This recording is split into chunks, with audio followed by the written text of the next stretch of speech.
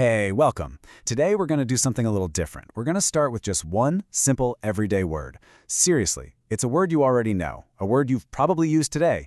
But as you're about to see, it unlocks this absolutely incredible story about language, communication, and, the real power of keeping things simple. And here it is. Our word is selection. Pretty straightforward, right? You make a selection, you choose something. But hiding in plain sight within this very common word is a clue to a much, much bigger idea about how we all talk to each other. Okay, now this is where it gets really interesting. The source material for this explainer points out a fascinating little fact. The word selection is on something called the Basic English 850 list. And that one little detail, well, that's our rabbit hole. It's our doorway into this whole other world of language innovation. Which, of course, brings up the big question, doesn't it? What on earth is this list? What is Basic English? This is the question that's going to guide us for the next few minutes. And trust me, the answer is way cooler than you might think. All right, let's get into it. Let's unpack this idea. A language that's built on just 850 words, that sounds kind of limiting, doesn't it? But as we're about to find out, it's actually the total opposite. It's incredibly powerful.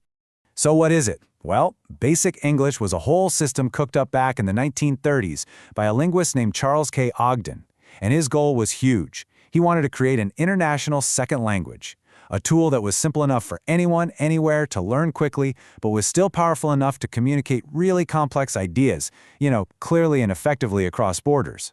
And this is the magic number. The entire vocabulary is just 850 words.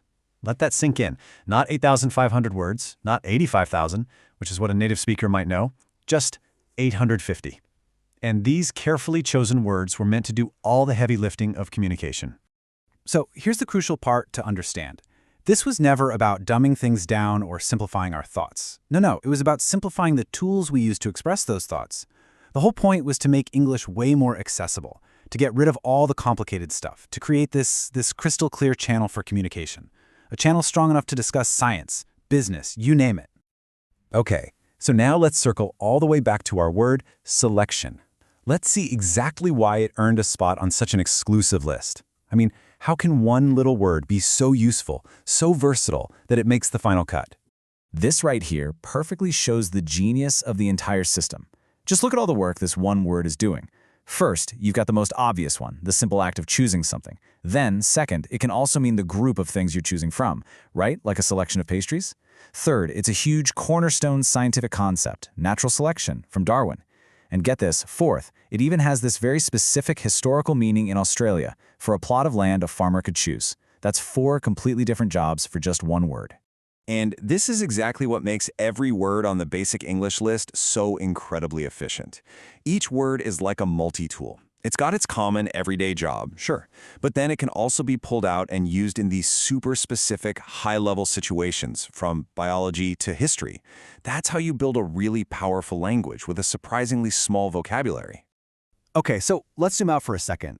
We've gone from one word to this whole system of 850, but what's the big takeaway here? Why does this idea, which is almost a century old, still matter to us right now?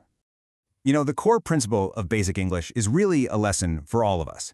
And it's that real clarity doesn't come from using more words or fancier words.